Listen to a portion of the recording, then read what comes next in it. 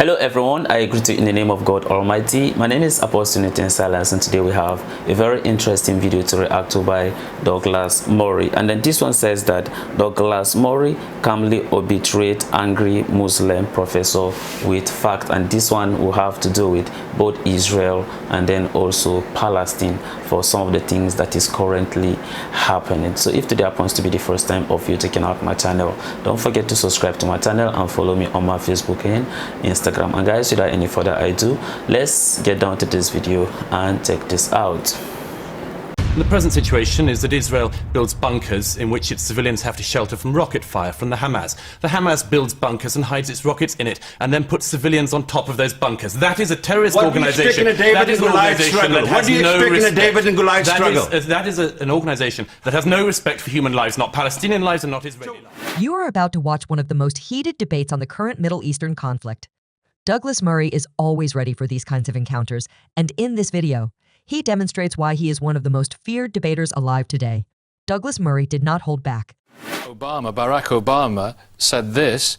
He said, if someone was sending rockets into my house, where my two daughters sleep at night, I'm going to do everything in my power to stop that, and I would expect Israelis to do the same thing. I mean, that's quite true, but the point is we need to understand how the situation has come about. We seem obsessed with the current situation. We need to understand how Israel came into being. You know, we can debate here from now until doomsday about what's happening today, but we need to understand what has created the situation. How many of us know about the Hussein McMahon correspondence? How many of us know about the Sykes-Picot Agreement? How many of us know about the Balfour Declaration? All of them are duplicitous agreements that brought about the state of Israel. But we are where we are. Yeah, and to call Hamas a terrorist organization, what is the Stalag, the Irgun and the Haganah? How many of us know this? You see, we only know one side of the narrative. It's easy for people to say that Hamas is a terrorist organization, yet they were democratically elected. I might not like that. In fact, I don't agree with Hamas a lot of the time, but I cannot say this is terrorist. How come one person's terrorist and another person's freedom fighter? Andrew Murray. Douglas Murray is about to offer a much-needed response in a moment, but let's firstly highlight something important from the Muslim professor's argument. The reluctance to acknowledge Hamas as a terrorist organization and attempting to divert the conversation to other groups that are not relevant to the conversation is clearly evident. Hamas has been designated as a terrorist organization by several countries and international entities due to its activities, including suicide bombings, rocket attacks, and other forms of violence targeting civilians. The evidence supporting this categorization is extensive and includes attacks on civilian populations, kidnappings, and the use of human shields, which violate international law and principles of armed conflict. Well, it's not the case that they're freedom fighters. The first thing that Hamas did when they were allegedly elected was to kill their co-religionists in the Gaza, was to throw people off buildings, to shoot people in the back when they're running away. This is what the Hamas do to their own co-religionists in the Gaza, to other Palestinians. So the first thing is that Hamas not only inflict terror on the people of Israel, they also inflict it on other Palestinians. It's for the Palestinian peoples, as the rabbi said, to try to overthrow this terrorist organization. An organization which well, an organization which fulfills every... Come off it. Well, I don't know what else you call an organization which has killed hundreds of it. What was the Irgun? What was the Haganah? Well, the Irgun and the Haganah are not operating at the moment. No, but what were they? Well, they were terrorist organizations at the time. But I would say that we're talking about what's happening at the present. And the present situation is that Israel builds bunkers in which its civilians have to shelter from rocket fire from the Hamas. The Hamas builds bunkers and hides its rockets in it, and then puts civilians on top of those bunkers. That is a terrorist organization. That is an organization that has no respect. David and Goliath struggle. That is an organization that has no respect for human lives, not Palestinian lives and not Israeli lives. F-16s? Douglas Murray is right again on this one. One of the most cited pieces of evidence for Hamas's designation as a terrorist organization is its use of suicide bombers targeting Israeli civilian populations, a tactic that has been condemned internationally. The idea that Israel is like Goliath in the Middle East is also a faulty one that deserves to be highlighted. This analogy is frequently used to evoke a simplistic view of an aggressor versus a victim. However, this portrayal ignores the geopolitical and historical complexities of the region. Israel, a nation-state established in the aftermath of the Holocaust, has found itself in a constant state of existential threat from its inception in 1948. The country is geographically small, surrounded by nations and entities that have, at various times, expressed hostility towards its very existence. Moreover, Israel's military strength, often cited as evidence of its Goliath-like status, is a necessity for survival rather than a tool for aggression. Israel's security measures, including its military capabilities, are as responses to decades of conflict, including multiple wars initiated by coalitions of neighboring states, ongoing terrorism, and rocket attacks.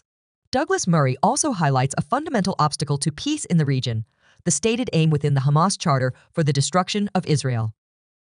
The Charter, which outlines the principles and objectives of Hamas, calls for the establishment of an Islamic State in place of Israel. This explicit goal of eradication presents an insurmountable barrier to any peace negotiations predicated on mutual recognition and coexistence. This point underscores a critical issue. Peace processes are inherently based on the premise that both parties have a genuine interest in achieving peace. When one side's foundational document negates the other's right to exist, the basic premise for negotiation and compromise is undermined. This situation is further complicated by Iran. When Israel risks, like in 2006, having 1 million of its civilians having to live under threat of rocket fire, this is something which should be beyond its concern about what European governments think or don't think. You mentioned earlier about the huge number of civilian casualties. I can't think of another situation in war in which a fifth of casualties are civilian, and in which the Hamas have suffered up till now perhaps as many as 400 casualties. 400 terrorists being killed seems to me to be good work. It's good work for the future of Israel. It's good work for the future of the region. Upwards of 75 children have been killed. You can't call them terrorists. No, I didn't call them terrorists. I said they were innocent civilians. But that 4 times that number of people being killed, the targeted people being killed, are terrorists, and they have been killed. And that can only be good for the region. It can only be good for Israeli security. And if the Arab world really cares about the Palestinian peoples, why doesn't it do something for them practical instead of whining about this tiny slither of land which Israel occupies? Why don't they realise that if there's going to be peace in the region, it relies on there being a Palestinian solution and it relies on there being an Israeli solution? That can happen, but the first thing that has to happen is that the Arab governments and the Palestinians realise that Israel isn't going anywhere. If they made that realisation, why would they be firing rockets into Israel proper? This isn't disputed territory. They're firing rockets into Israel. Douglas Murray's argument regarding the refusal of other Arab nations to absorb Palestinian refugees and the continuous launch of rockets into Israel underscores a broader narrative about the motivations behind the Israeli-Palestinian conflict and the role of the wider Arab world in it. Since the 1948 Arab-Israeli War, which followed the establishment of the State of Israel, millions of Palestinians have been living as refugees in various Arab countries. Notably, in many of these host countries, Palestinians have been kept in a state of permanent refugee status rather than being integrated into the societies of their host countries. This policy has implications for the Palestinian identity, perpetuating a sense of displacement and grievance that fuels the conflict with Israel. By refusing integration and keeping the refugee issue alive, these countries use the plight of the Palestinians as both a rallying cry against Israel and a means to deflect attention from their own internal challenges. This stance has contributed to the enduring nature of the conflict, as it has prevented the emergence of a Palestinian diaspora that is integrated into the broader Arab world, which could have potentially shifted the dynamics of the conflict. Achieving peace in the Middle East requires a nuanced approach that addresses the legitimate security concerns of Israel, the political and humanitarian needs of the Palestinians, and the destabilizing roles played by external actors. It involves confronting and challenging ideologies that glorify violence and reject coexistence, whether they emanate from within Israel, Palestinian territories, or the broader region. Well, that's a very interesting video, listening to Dr. Taj and then also Douglas Murray concerning the solution to Israel and then the Palestine conflict. You know, Douglas pointed out some certain things, you understand, in this very video, which I think that they are very, very important. If maybe probably we will not use emotions in analyzing some of these things, well, to whatever we see, if it's gonna make any difference, I do not know, because I feel it may not really make much impact. But then, just like how Douglas Murray say, he says that when the Israel are building a bunker, of course, they just build a place that they can kind of maybe hide themselves if there is maybe a counter attack or if there is an attack. But then the Hamas, in the other way around, they build a bunker in the places that there is civilians. So if there is such maybe an attack or something like that, then it end up, you understand, affecting, you understand, the civilians. And that's one of the reasons why people, you understand, are dying. And then I could make a reference whereby a hospital, you understand, was attacked, you understand, in Palestine.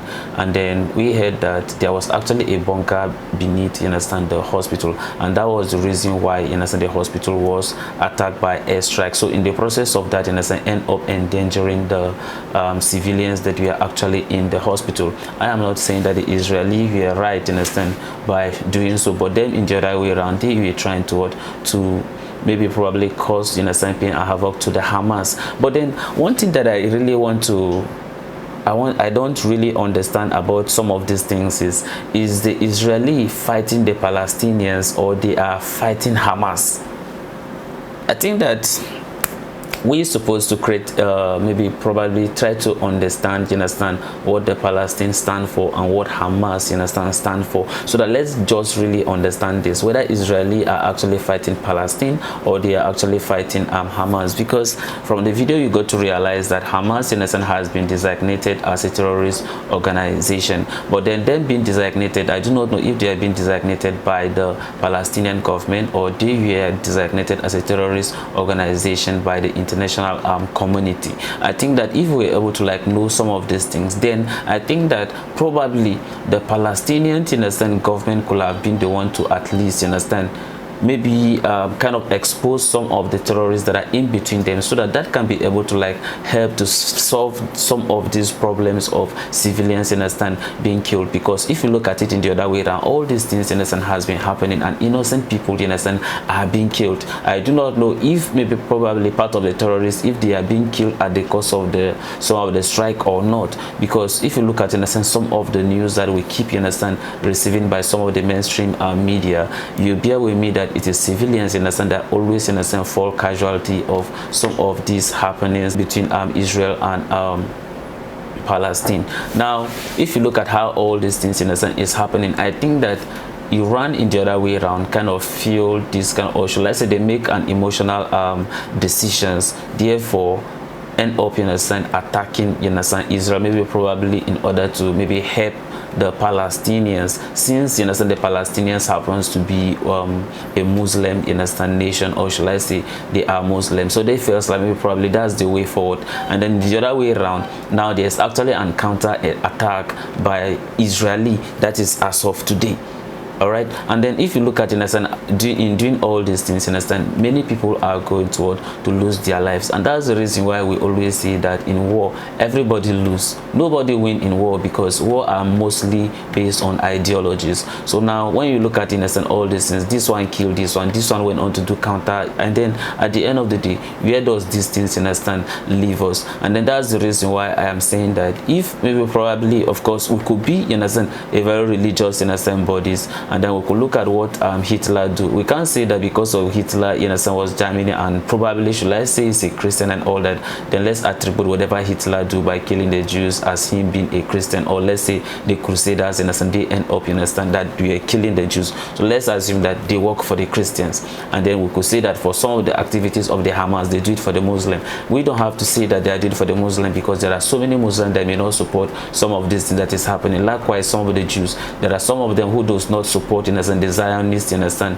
Jews being led by Netanyahu, that is end up, you understand, ordering strike all the time. If you interview some of the Jews, you realize that it's not everyone that support some of these things. But then at the end of the day, the best solution is to at least have a two-state, you understand, agreement where Palestine, you understand, can be seen as its own sovereign state. Likewise, you understand, the Israel, because all these things that is happening, a lot of innocent people, you understand, are being killed, you understand, at the cause of it. And then it does not bring any, in a sense, solution to anything, because that's how they keep killing. This one will regroup, someday they'll go attack and all those things. Now as Israel and Iran have decided to start engaging in each other. I do not know how these things will finally end up, but then we just pray for God grace, and then we pray that he can be able to like bring peace in between these two nations. So this is the end of my video. If you like my reaction, you should like, share and subscribe. If you have any video you want me to react to, don't forget to drop it at the comment section and I'm going to